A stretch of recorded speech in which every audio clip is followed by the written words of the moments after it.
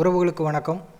நேற்று முன்தினம் இரவு நேரத்தில் சங்கரன்கோயில் தாலுகாவில் உள்ள தென்காசி மாவட்டம் சங்கரன்கோயில் தாலுகாவில் உள்ள வடபத்திரகாளியம்மன் திருக்கோயிலுக்கு ஆர்டிஓ அவர்கள் சீல் வச்சாங்க. அதாவது பாதுகாப்பு காரணங்களுக்காக நேற்று கோயில் கூட நடக்க இருந்த நிலையில் ஒரு தரப்பு நாங்களும் அதே நாளில் கும்பிடுவோம் அப்படின்னு சொல்லி மாட்டு சமுதாயத்தை சேர்ந்தவங்க சொன்னதின் பேரில் சீல் வச்சாங்க. அதன் அடிப்படையில் நேற்று கோயில் விழா அந்த கோயிலில் சாமி கும்பிட முடியாமல் தடைப்பட்டது. நமது சமுதாயத்தை சேர்ந்தவங்க போராட்டம் எதுவும் பண்ணலை. ஏன்னா போராட்டம் எதுவும் பண்ணாலும் அது நமக்கு எதிராக தான் திரும்புங்கிறது தெரியும். ஏன்னா எதிர்த்தரப்பு எதிர்பார்த்ததே அதான், இவங்க போராட்டம் பண்ணட்டும், எப்படியும் கோயிலை போய் கோயில் விட அன்னைக்கு கோயிலை அடைச்சா போராட்டம் பண்ணால் இவங்க மேலே கேஸ் ஆகும் அப்படிங்கிறத அவங்களும் எதிர்பார்த்தாங்க. அதுக்கு நம்ம வழிவகை பண்ணாமல் அறிவுபூர்வமாக சிந்தித்து நீதிமன்றத்தை உடனடியாக நேற்று நாடணும். ஆனால் நேற்று நமக்கு எந்த விதமான தீர்ப்பும் கிடைக்கல. இன்றைக்கி நீதிமன்றம் தீர்ப்பு வழங்கியிருக்குது. தீர்ப்பில் என்ன சொல்லியிருக்குதுன்னா, கோயிலை ஏன் மூடினாங்கன்னே தெரியல. ஏன்னா இந்த ஒரு குறிப்பிட்ட நபர்களுக்கு, அதாவது வழக்கு தொடர்ந்தவர்களுக்கு 2014 தொடர்ந்த வழக்கில் 2023 கொடுத்த தீர்ப்பில் தெளிவாக குறிப்பிட்டிருக்கு இவங்களுக்கு பாத்தியப்பட்டதுன்னு. அப்புறம் எதுக்கு நீதிமன்றம் ஆர்டிஓமா கோயிலை மூடினாங்க அப்படிங்கிறது தெரியலை. அதனால் கோயிலை வழிபடுறதுக்கு உடனடியாக கோயிலை திறக்கணும் அப்படின்னு சொல்லி கோர்ட்டு உத்தரவு போட்டிருக்குது. நீதிபதி அவர்களுக்கு நம்ம நன்றியை தெரிவிச்சுக்கணும். இந்த நேரத்தில் இதுக்காக பாடுபட்ட அந்த ஊர் மக்களுக்கு மிகப்பெரிய நன்றி. ஏன்னா எப்போதுமே எடுத்தவங்க கவுத்தம் செய்யாமல் பொறுமையாக சட்ட ரீதியாக போகிறது தான் எப்போதுமே ஜெயிக்கும். ஒரு சில விஷயங்களில் போராடி தான் ஜெயிக்கணும். ஆனால் சீல் வச்சதுக்கப்புறம் நம்ம போய் அதை ஒன்றும் பண்ண முடியாது. சீல் வைக்கிறதுக்கு முன்னாடியாவது போராடி நம்ம தடுக்கலாம்.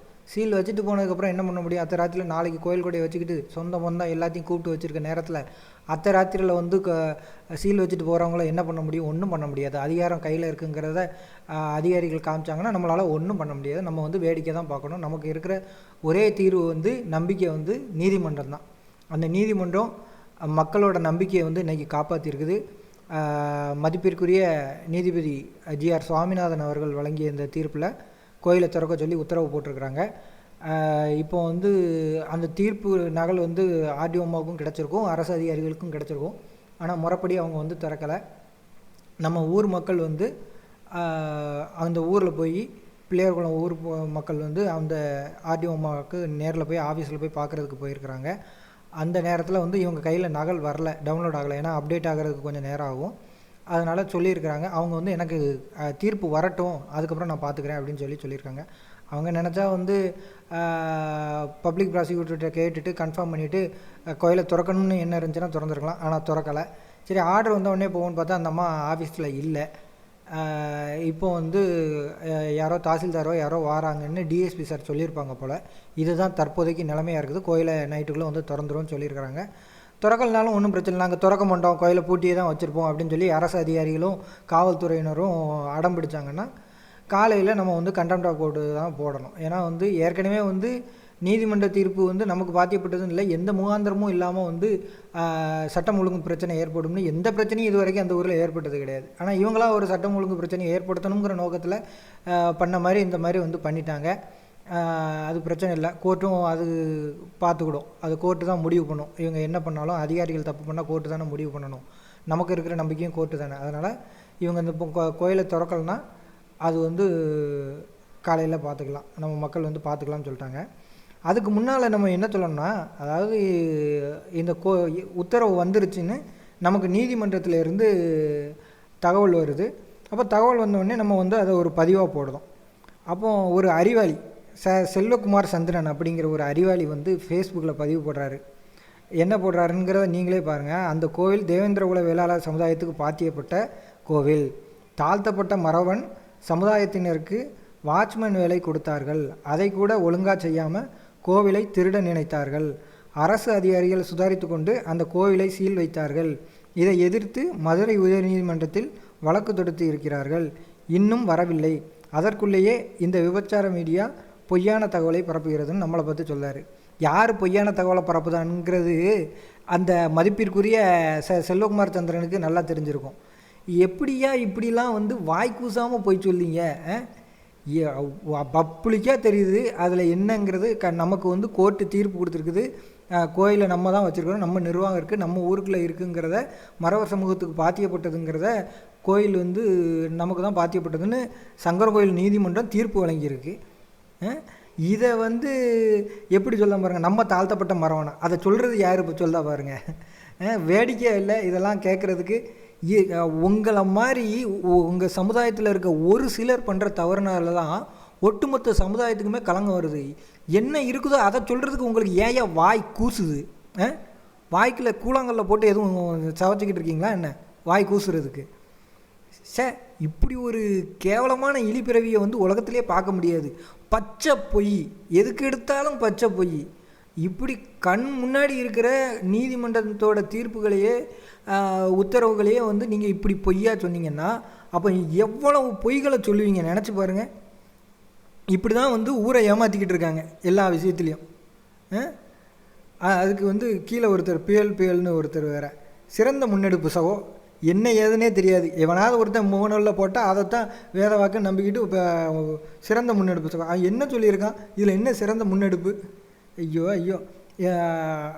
அதுக்கப்புறம் பார்த்திங்கன்னா அடே அப்படின்னு சொல்லி சொல்ல முடியாத வார்த்தையெல்லாம் போட்டு இனிமேல் தான் உங்களுக்கு வேடிக்கையே இருக்குது, எங்கள் ஆட்டம் இனிமேல் தான்டா ஆரம்பிக்கும், நீங்கள் தான் ஆல்ரெடி ஆடிக்கிட்டு இருக்கீங்களாப்பா, ஒரு போலியான பிம்பத்தை கட்டமைச்சு ஆடிக்கிட்டு இருக்கீங்களே, இன்னும் என்னத்தை அதான் எல்லாரும் பார்த்துக்கிட்டு இருக்காங்களே, எல்லா சமூகங்களும் பார்த்துக்கிட்டு இருக்கேன், நீங்கள் என்ன ஆடிக்கிட்டு இருக்கீங்கிறதான் பார்த்துக்கிட்டு இருக்காங்களே அப்படின்னு. அடுத்து வந்து போட்டிருக்காப்புல ஒரு பதிவை ஸ்க்ரீன்ஷாட் எடுத்து கேஸ் ஸ்டேட்டஸை பார்த்துருக்காப்புல. கேஸ் ஸ்டேட்டஸ் வந்து எப்போ அப்டேட் ஆகும், இன்றைக்கி நைட்டுக்கு முடிஞ்சு நாளைக்கு காலையில் தான் அப்டேட் ஆகும் என்ன நிலமைங்கிறது. ஜட்ஜ்மெண்ட் காப்பி ஜட்ஜ்மெண்ட்ஸில் போய் சர்ச் பண்ணணும் கேஸ் நம்பரை போட்டு, அதுக்கு கேஸ் நம்பர் தெரியணும், என்ன ஏதுங்க தெரியணும். ஒன்றுமே தெரியாமல் கேஸ் ஸ்டேட்டஸில் போய் பார்த்தா என்ன தெரியும், இன்றைக்கி கேஸ் வந்து அட்மிஷனுக்கு எடுத்துருக்குறாங்க அப்படிங்கிறது தான் தெரியும். வழக்கை விசாரிக்கிறதுக்கு எடுத்துருக்காங்கன்னு தான் இன்றைக்கி போய் தெரியும். அதை வந்து அவர் சர்ச் பண்ணி அதை ஸ்க்ரீன்ஷாட்டை எடுத்து போட்டு இது பண்ணியிருக்காரு. ஏமாத்ததுக்கு எதையாவது போட்டோங்கிற பேரில் போடணும்ல, அதுக்காக போட்டிருக்காரு. அதில் வேறு அடே அந்த மகனே இந்த மகனே, அங்கே வழக்கு விசாரணைக்கே வரலாம், அதுக்குள்ளே பொய்யான தகவல் பரப்புறீங்க, இதற்கு நாங்கள் வழக்கு தொடுப்போமோ. வழக்கு தொடுத்து ஆல்ரெடி ஜட்ஜ்மெண்ட்டே வந்துட்டியா, நீ மறுபடியும் என்னையா இப்படி பண்ணிக்கிட்டு இருக்கீங்க அப்படின்னா சிரிப்பு தான் வருது இவனுங்களை நினச்சி. அடுத்து என்னமோ இவங்க போடுற கமாண்டை பூரா நம்ம டெலிட் பண்ணுற மாதிரி அதுக்கு வேறு ஒரு இது பண்ணியிருக்கோம். வாட்ச்மேன் வேலை செய்ய சொன்னால் கோயிலில் உள்ள பொருளை திருடுது, அதுதான் உங்கள் பழக்கமாக இருக்குது, அதை எப்படி விட முடியும், அதுதான் கள்ளன் என்றாலே திருடன் தானே, திருட்டு போயிடலாம் அப்படிங்கிறாரு. யாரை சொல்கிறதுனே தெரியாமல் போச்சு. சமூகத்துக்குள்ளே இந்த மாதிரி வந்து பிரச்சனைகளை தூண்டுது, இந்த மாதிரி ஒரு சில குள்ள நரிகள் தான் வந்து இந்த மாதிரி பிரச்சனைகளை தூண்டுது பார்த்துக்கோங்க. 2 நாளாக யார் கதறினா நீங்கள் தான் ஒப்பாரி வைத்து கொண்டு இருக்கிறீர்களே அப்படிங்க. நாங்கள் கதறினது உண்மை தான், எங்களுக்கு கதற விட்டதும் உண்மை தான். ஆனால் தர்மம்னு ஒன்று இருக்குது, ரொம்ப நாள் வந்து கதறிக்கிட்டு இருக்க மாட்டாங்க. நீங்கள் பண்ணுற அட்டூழியங்களை எல்லாம் கடவுளும் பார்த்துக்கிட்டு தான் இருக்கான், சட்டமும் பார்த்துக்கிட்டு தான் இருக்குது, மக்களும் பார்த்துக்கிட்டு தான் இருக்காங்க. கதறிக்கிட்டு இருக்காங்களா, உண்மையிலே கதற தான் செய்தோம். அதுக்கு காரணம் எங்கள் சமூகத்தில் ஒற்றுமை இல்லை, எங்கள்கிட்ட அதிகாரம் இல்லை, சங்கரங்கோயில் தொகுதி தென்காசி தொகுதியெலாம் வந்து தனி தொகுதியாக இருக்குது, அதனால் நீங்கள் ஆட்டம் போட்டுக்கிட்டு இருக்கீங்க.